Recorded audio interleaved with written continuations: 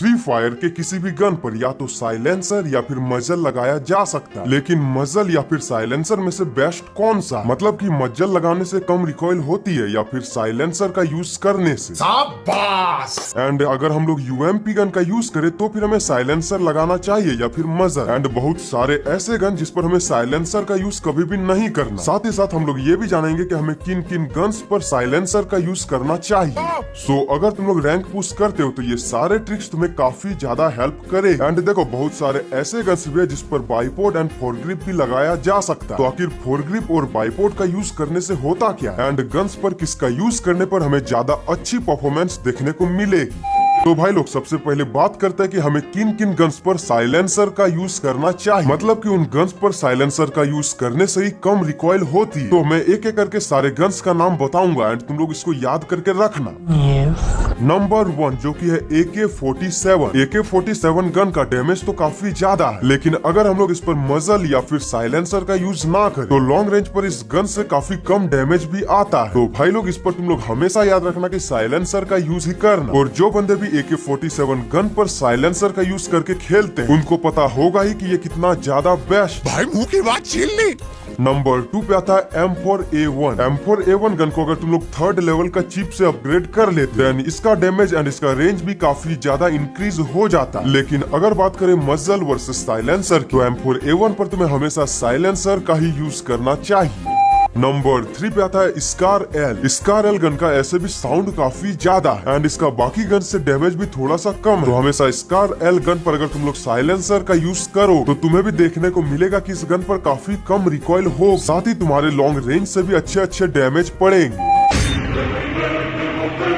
And देखो अब हम लोग बात करते हैं कुछ ऐसे गन्स जिस पर तुम्हें साइलेंसर का यूज कभी भी नहीं करना। तो देखो नंबर 1 पे आता है UMP गन। चाहे हम लोग कस्टम खेले, क्लास स्क्वाड खेले या फिर कोई भी रैंक मैच, तो ज्यादातर UMP पर हम लोगों के पास होती है मजल का यूज। एंड मजल का यूज करने से ही हमारे हेडशॉट्स भी ज्यादा लगते हैं।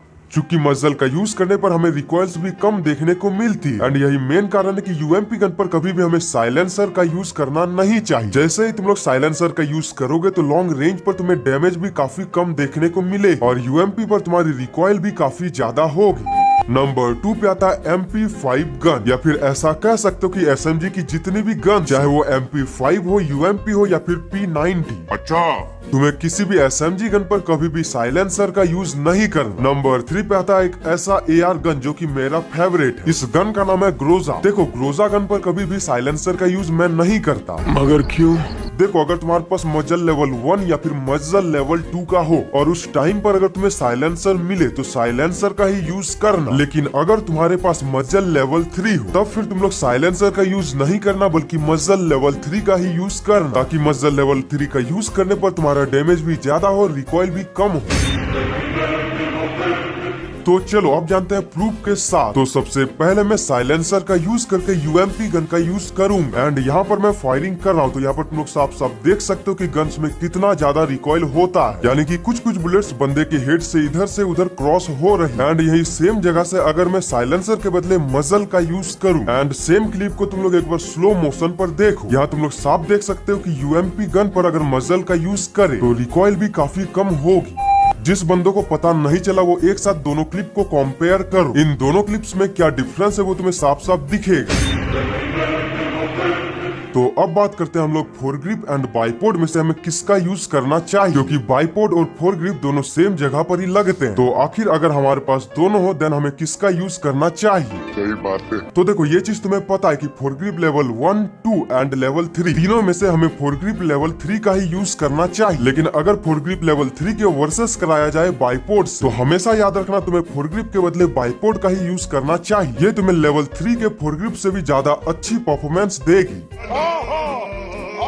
और यही मेन कारण है कि बड़े बड़े टूर्नामेंट्स प्लेयर्स भी इनका यूज करते हैं। बाकी इनका यूज करने से तुम्हें फायदा क्या होगा वो समझो। देखो इनका लेवल जितना ज्यादा इंक्रीज होगा उतना ही अच्छी परफॉर्मेंस दे, मतलब कि तुम्हारा गन उतना ही ज्यादा स्टेबल चलेगा। स्टेबल का मतलब तुम्हारे गन्स में कम रिकॉइल हो और तुम लोग लॉन्ग रेंज से भी बिना रिकॉइल के बंदे पर फायरिंग कर पाओ। तो होप सारे बंदे समझ चुके होंगे कि तुम्हें फोरग्रिप एंड बाइपोड, साथ ही मजल एंड साइलेंसर में से तुम्हें किसका यूज करना चाहिए। और हाँ, इतने अच्छे ट्रिक्स के लिए वीडियो को लाइक करके चैनल को सब्सक्राइब जरूर से कर लेना।